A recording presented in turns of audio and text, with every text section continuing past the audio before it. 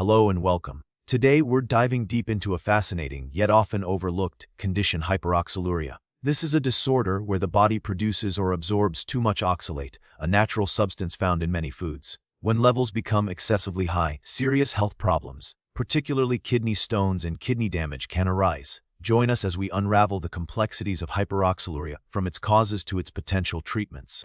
So, what exactly causes hyperoxaluria? The answer is not always straightforward. In primary hyperoxaluria, the cause is genetic. Specific gene mutations lead to enzyme deficiencies that disrupt oxalate metabolism within the liver, resulting in overproduction.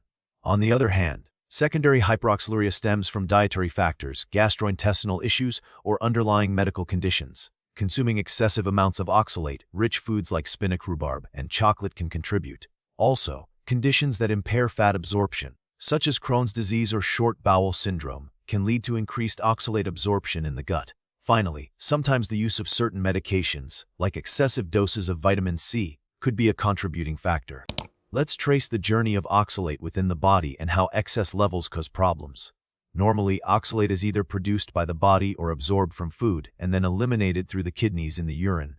In hyperoxaluria, whether primary or secondary, this process is disrupted. The excess oxalate overwhelms the kidney's capacity to filter it out completely. This leads to oxalate buildup in the kidneys. The oxalate then binds with calcium in the urine, forming calcium oxalate crystals. These crystals can clump together, creating kidney stones. Furthermore, high levels of oxalate can deposit in other tissues, including the bones, heart, and blood vessels, a condition known as systemic oxalosis. This systemic deposition causes widespread damage and dysfunction of the affected organs. While hyperoxaluria isn't considered a common condition, it is important to recognize its significance.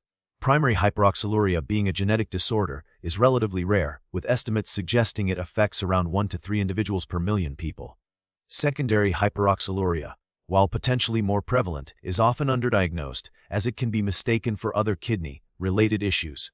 The true frequency is difficult to determine because it is highly dependent on factors like diet, underlying medical conditions, and medication use. People with specific gastrointestinal problems that affect fat absorption are at a higher risk. The signs and symptoms of hyperoxaluria can depend on the severity of the condition and the extent of oxalate accumulation. Kidney stones are a frequent and often painful manifestation, leading to symptoms such as flank pain, blood in the urine, and frequent urination. In severe cases, kidney failure may develop, resulting in fatigue, swelling, nausea, and other complications associated with reduced kidney function. When oxalosis occurs outside the kidneys, it can present with bone pain, heart problems like arrhythmias, skin lesions, and even vision problems. Diagnosing hyperoxaluria typically involves a combination of blood and urine tests. Measuring oxalate levels in blood and urine is a crucial first step.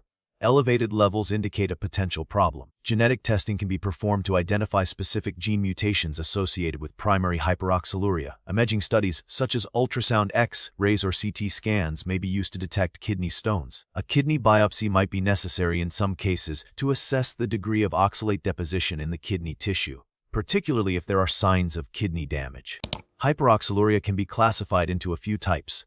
The main distinction lies between primary and secondary hyperoxaluria. Primary hyperoxaluria is further subdivided based on the specific gene mutation involved, with type 1 being the most common and often the most severe. Secondary hyperoxaluria doesn't have distinct subtypes, but is categorized based on the underlying cause, such as dietary factors, malabsorption syndromes, or medication use. Recognizing the type of hyperoxaluria is essential for guiding appropriate treatment strategies. Managing hyperoxaluria involves a multi-faceted approach aimed at reducing oxalate levels and preventing further complications. Dietary modifications are crucial, involving limiting the intake of high oxalate foods. Increasing fluid intake is also essential to help flush out oxalate from the kidneys.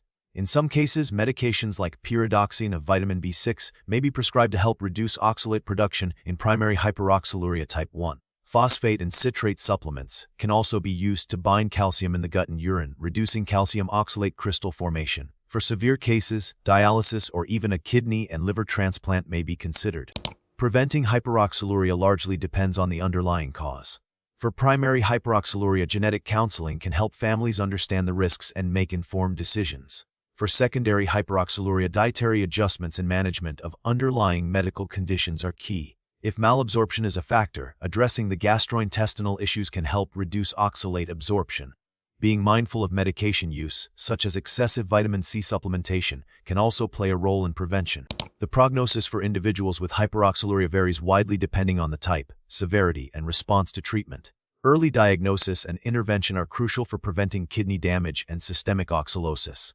While primary hyperoxaluria can be a progressive condition, especially type 1, advancements in treatments, including liver and kidney transplantation, have improved outcomes. Recent research is focused on developing new therapies, such as gene therapy and RNA interference, to target the underlying genetic defects in primary hyperoxaluria, offering hope for more effective treatments in the future.